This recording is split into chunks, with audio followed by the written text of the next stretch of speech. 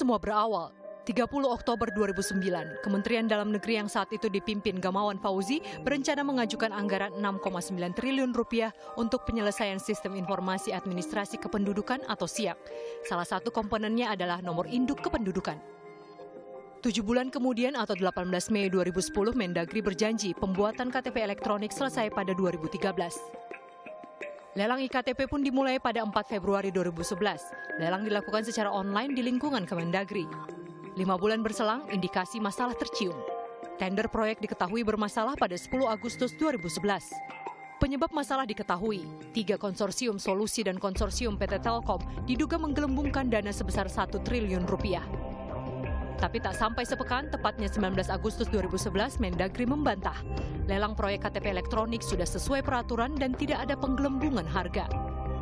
Awal September 2011, anggota Komisi 2 DPR menggertak membentuk panitia kerja untuk memastikan proyek IKTP berjalan. 3 September 2011, ancaman Komisi 2 hanya gertak sambal. Mendagri Gamawan Fauzi justru menunggu undangan DPR untuk menjelaskan proyek KTP elektronik yang bermasalah. 3 tahun kemudian atau 22 April 2014, Komisi Pemberantasan Korupsi mulai turun tangan. Ada masalah besar di balik mega proyek yang menyangkut hajat hidup orang banyak ini.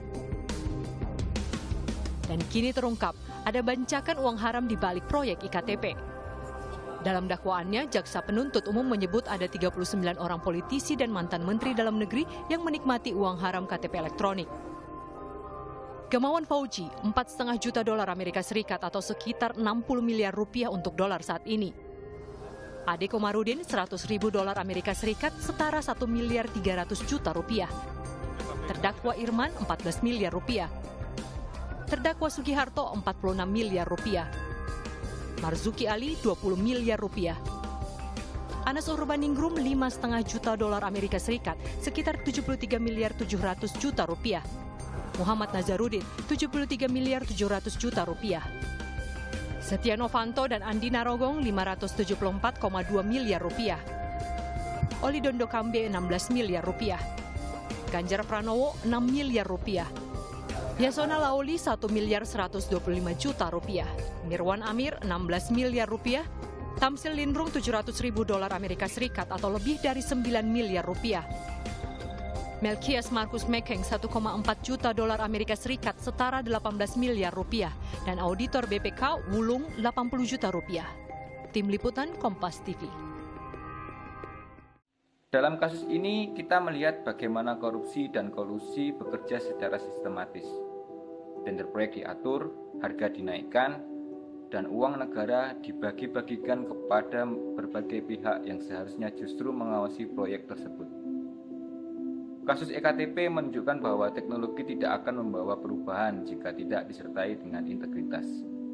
Walaupun EKTP adalah proyek berbasis digital, tetapi karena dikelola oleh aparat yang tidak profesional dan tidak jujur, teknologi justru dijadikan alat untuk menyamarkan kejahatan. Disinilah kita memahami makna Smart ASN yang sesungguhnya.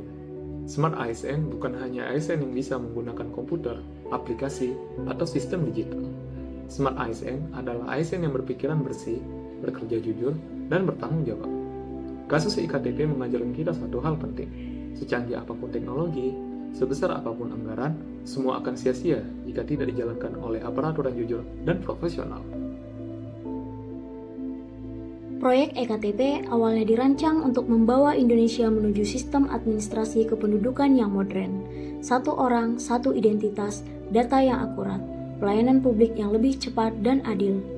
Kasus EKTP bukan hanya soal uang, ini adalah soal runtuhnya integritas. Ketika orang-orang yang diberi amanah justru memanfaatkan jabatan untuk memperkaya diri. Teknologi harusnya membuat semua lebih transparan dan akuntabel.